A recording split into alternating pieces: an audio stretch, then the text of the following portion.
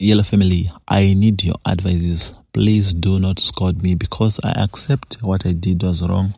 I didn't have any choice besides to follow the rules of the workplace. I worked at many food outlets and there's this smoothie mixed with human pipi they put to boost sales and make you wanna come back to the food outlets. There are many restaurants and food outlets doing the practice because without that thing, you'll be beaten by your competitors. Everyone is using it. They usually do it on public holidays when there will be much pressure. I started working in a kitchen in one of the biggest outlets in Johannesburg.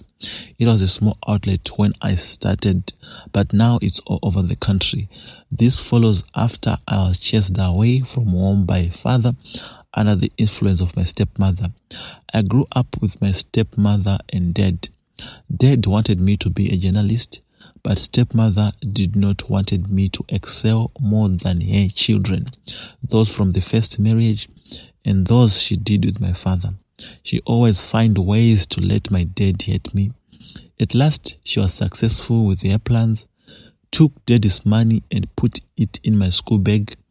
Dad struggled looking for it, but the money was nowhere to be found. Searching all the rooms and find the money in my bag.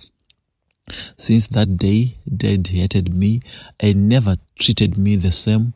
This event made my life very hard. No one was now on my side. Sometimes I could sleep without supper. Sometimes Dad could start to beat me for no reason, just to please my stepmother. I could sleep outdoors, especially when Dad was out on work. One day, stepmother put blood on my paint and showed the paint to my father. She lied to him that she caught me red-handed with our neighbor. It is allegedly said stepmother dated the man before marrying my father. She was jealous that the man has married another wife. She wanted him to be arrested for sleeping with a minor. I was afraid of my dad and ran away from home. The man who was said to have slept with me was taken by the police. I left home in good books with my half-siblings. They stole food and came with it to me. My half-siblings are also the ones who informed me that the alleged rapist was jailed to 12 years in prison. That deed of my stepmother made me believe no human is important. It's changed my mindset and attitude towards other people. Because of what happened in the past, I was on forefront of doing evil at restaurants I worked. After running away from home, I started working at food outlets, asking for cleaner jobs. I found a job in Johannesburg. At that place, I started as a cleaner till I became a cook. The restaurant was small, but sold very high sales per day. One day, I came at work very early because I had forgotten my cell phone the previous day. I was afraid it might be stolen by early comers the next day. The doors were still closed, but I was shocked to see someone already in the kitchen over the window. I went closer and see our director and a sangoma putting something like Pipi on pots. I went closer to the window and the director saw me. He shouted and scolded me, but I did not hear because the door and windows were closed. They opened the door and let me enter. The director explained to me the ritual they were doing. They put a muti with human feces in pots. This is done before cooks come to start their work. The next day, the director promoted me to an upper position. He told me all food outlets are doing the thing. And the food outlets, he told me, you won't believe it. Some I thought are international and they won't do such. That day, I saw my boss doing that ritual. The sangoma he was with scratched my hand with a razor blade, then put muti on the wound. They said if I tell anyone something about what happened, I'll regret what will happen to my life. I don't know how to handle this because I feel I should save many lives by sharing this message. Please, what should I do? I need to tell someone without hiding. Yellow Uncle, please post anonymous. This is how I sold my children for ritual purposes. I am a man in his mid-50s, born and raised on the streets of a ghetto I can't mention, but in Pretoria. I am from a poor background. My parents relied on governmental grants for a living. We were born 2 girls, 3 boys. I was the 4th born, followed by a girl who was way younger than me. The age difference between me and my elder siblings was very wide. The firstborn was born in 1950, the second 1953, the third 1955. I was born in 1970, and my young sister 1983. When I was around 11, I was already hustling for money, doing small deals with other small boys in town. My love for money was too much, and I knew very well how to get it. At 13, I was the one buying food for my mother, father, brothers, and sisters. I married at the age of 16 before my second eldest brother. I stayed with that wife for more than 20 years. We have 4 kids together. With that woman, we can't stop giving birth because we needed more governmental grants. At some point, I heard rumors that my wife was having an affair with another man. I trapped her and noticed it was truth. Because of anger, I left Pretoria and went to Messina. In Messina, I worked for this Boer man for months. He owned a castle. I started as a general hand and later became a salesman. That man changed my life, gave me good wages and luxurious benefits. I was given good salary, but I never sent a single rand to my children because I was very angry about what their mother did to me. 1 month, our sales went down and we started making huge losses. I was the boss closest, suggested we should go and see a Sangoma to boost our sales. We went to a Sangoma. The Sangoma told us to bring 2 virgin young boys to use. Boss told me to look for someone who can find him the boys. The person was to be paid 20,000 rands after bringing the children. My love for money. I told him I can give him my kids. The good part of it, there was no blood in the ritual. It was towards Christmas. I phoned the mother and told her to bring the kids so I can buy Christmas stuff for them. The kids were sent via the bus. I called the boss. We went to the Sangoma. The Sangoma told us to excuse him with the kids. After 2 good days, we were called. The ritual was done. The boss gave me the money. I brought Christmas stuff for the boys and sent them back home. Now my kids are mentally ill. The sales are skyrocketing.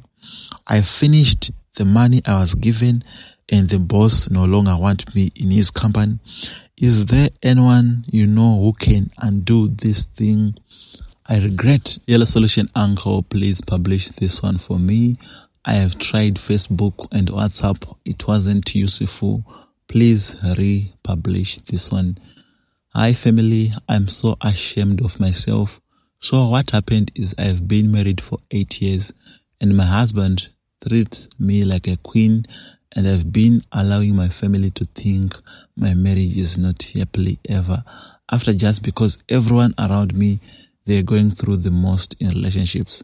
The thing is, I'm truly happy and I can't even share my happiness with anyone because whenever we have family gatherings, everyone keeps saying how men are dogs, and I'll be sitting laughing and commenting about it. So last night, my husband came and said, maybe it's about time we have our marriage vows renewed. I was so happy, he even proposed again. Hi family, home is not safe and it no longer feels like home anymore. Ever since we have stepmother, my father treats me like trash. Before he finds new girlfriend, we had no problem of food. I would eat the way I want. So ever since this lady moves in, my dad abused me. I don't eat every day. He doesn't dish up for me. When I try to dish up for myself, he would be furious, telling me I should think of them that time they have eaten. I'm no longer welcome at my home. He expects me to buy food in order for me to eat. I can go for 4 days without eating in my home, and this lady is happy about what my father is doing. Please, good people, can someone please hire me for a job plug so that I can provide myself to eat? I lost too much weight of not eating. I am thin and my clothes are no longer fits me. Please, can I provided with a job? I live around Sebokeng. I am living a double life and I fear I'll get caught sooner or later. The thrill of this, however, is too strong for me to stop. I mostly work from home, but 1 to 2 times a week I am in office. My office is located close to a number of extended stay hotels. Let's just say with this double life, I am utilizing these hotels for my forbidden activities. You see, the morning of my in-office days, I leave earlier and I do my dirty deeds at these hotels. I walk in and casually walk to the complimentary breakfast sections of these hotels. I treat myself to be finest free items they are offering and paying guests. I even make small talk with the staff who at some places now think I come in weekly to visit clients. I know one day a wise staff member may ask to see my room key, but until then, I'll keep doing this and enjoy my breakfast with a side of cheap thrills. Guys, I need advices. I just found out that my boyfriend was cheating on me. Then I confronted him. He said that I'm good for nothing girlfriend. I got upset and I didn't respond to him. Later on that day, he asked to sleep. I refused. He even offered me money and refused. Then he said, girlfriend from poor background, are you disgusting sometimes? Which he was referring to me. So guys, please tell me, what should I do? Ladies and gentlemen, thank you so much for sharing your stories with us. Sometimes in life we learn from other people's mistakes. Sometimes we learn from our own mistakes. That's the effect. Thank you so much for sharing your stories with us. Listeners, if you are still getting in touch with us, this is Extraordinary Africa. And the show is called African Confessions HD with your host, Solution Uncle. Usually, we publish anonymously for their own safety reasons.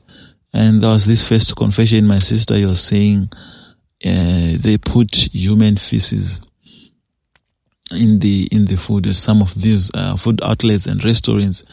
This is done to attract you back to their food outlet, also to attract more customers. This is very rude. This is very rude. This is not good. And it's a warning to us, ladies and gentlemen, everywhere, whenever, wherever you are, you need to always pray. Don't forget to pray. Today it's 22 December, 23, 24, 25, Xmas Day. I urge you not to get overexcited, guys. Don't get overexcited. Don't get overexcited. The devil is waiting for us on that day. He knows we will be relaxing. We are at holiday. We just like every day, we need to pray. When you wake up in the morning, pray. Midday, pray. Before sleeping, pray. And there were other confessions. I might be forgetting, but there is this man who said he sold his own blood, he sold his own children for money making rituals. Heartless father. But I'm not here to scold you or judge you. There's still time for you to repent. Go and find a God-fearing church. Go and find God. Repent and start fasting. I believe everything will start working for you. Your children will be okay. Otherwise, it's a lesson. Ladies and gentlemen, this is a lesson to all of us. Now we know. Children, there's nothing more important than your children. See, this man is now rich. He's thinking to dump you. Just because you was angry for what your ex-wife did to you. But he did all that at the expense of the children. Innocent souls, innocent children. So it's not okay. It's not good. Okay, ladies and gentlemen, we'll meet in the afternoon when I'll be coming back with this second upload. Never miss that one.